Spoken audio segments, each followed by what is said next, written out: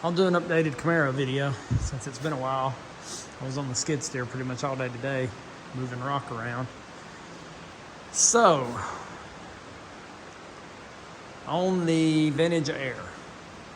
So I've got these 4 hoses ran. Went ahead and ordered the kit for the number 6 and number 10 compressor lines. Then for the heater hose, I just bought some 5/8 heater hose. I'm gonna have to change that because that was 3/4. But I don't really like the way that looks anyway. So if I put a sniper on or something, I could move it.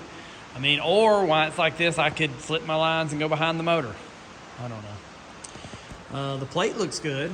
Painted the firewall. That side, of course, will be hid with the fender and inner fenders. Let's go in here then. This box was easy to put in. The 55, I've put in 2 in the 55s, and they were much harder than this one was. This one was pretty easy. I don't know if that flashlight helps any. Really cut and dry. Basically, all the wires plug into each other, except for you got to have a 12-volt source. So American Autowire gives you the factory. You see all the orange and yellow wires up there. That's the factory harness, but it has a little brown jumper out to the side. Snip that little brown jumper, connect it to the violet wire there, and then that's it. So that was easy. I went ahead and bought the Vintage Air controls. This will take care of that. I got it in a box behind me. I was gonna just redo, mine. I had adapted 2 on the 55 before, and the Camaro was much more in depth. I started on it, and then on my factory one of the controls was just wore out. So, I mean, it was cheaper to buy the Vintage Air controls that's just plug and play rather than buy another Camaro control, because it was like $300 compared to like $220.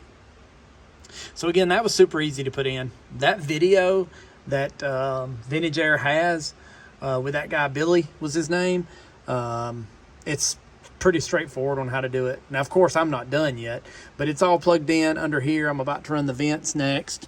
Once I get the vents ran, then I'll go back to the wiring. I've got all of this already put together.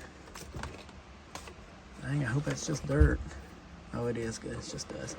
So I've got all that put together.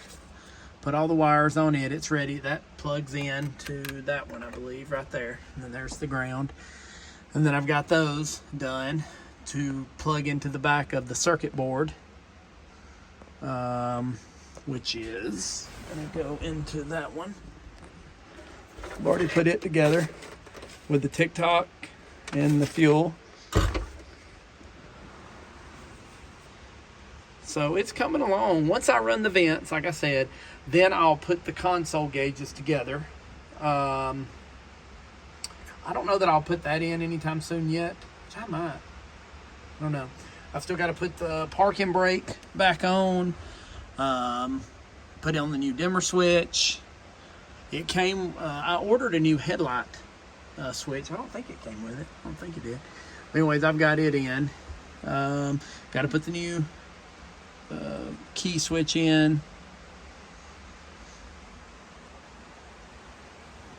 Hopefully I done those right for the backup and the neutral safety. It was a little confusing. A lot of these instructions are. It's raining pretty hard outside.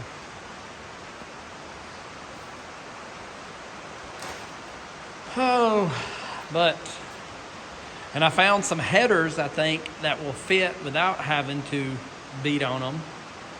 And they're cheaper. They're Summit brand, but I'm going to try. They're ceramic coated, so I'm going to give them a shot. I've got that one side in. I got to figure out where the brown generator wire goes. I know it goes to the alternator, but it's just the dummy wire. So I don't know if it plugs into there. I'll figure that one out. The rest of them I just used electrical tape and taped up. Plugged all that in. You got to make ends for all this, but that's nice because then you can cut it.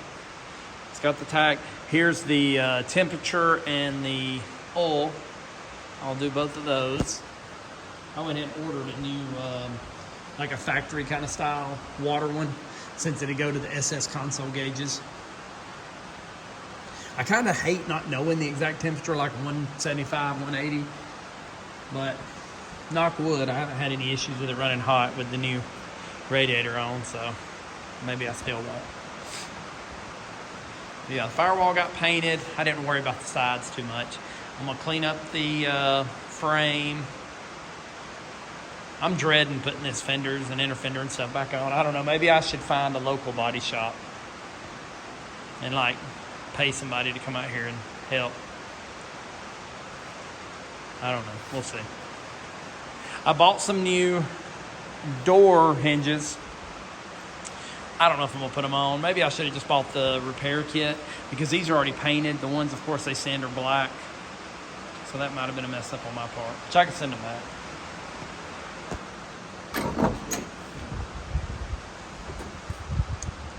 Yep, new fuse box. That'll be a lot nicer. Like I said, the only thing I'm not going to do is I'm not tearing out my headliner for that light. I'm just not going to do that. I haven't torn out the back. There's the original switch, or the wiring for the back, because I'm kind of blocked in. I'll do that last. So it's coming along. It's been frustrating a few times. You just kind of have a beer and a cigar or something and just take it easy. Watch TV and then go back at it. I haven't slept some night. Well, I mean, I sleep good, but on nights when I don't sleep good, like the other night, I was out here at like 4:30, 5. You come out here early and do all right. I got to rehook up all the relays and stuff for the fans, but I didn't undo none of that, so it should be pretty cut and dry. All right, that's how it is now. I've already done plenty on the 55. Need to do something on this 55 truck. I need to put a motor in that one, especially after getting the transmission rebuilt. Plus, it's just taking up room. And there's, of course, the new 55 that Dad's 55 working on, and there's his. And then there's the Ferrari, and then the Nova's down at Daddy's. The 71 Nova. All right. Thanks.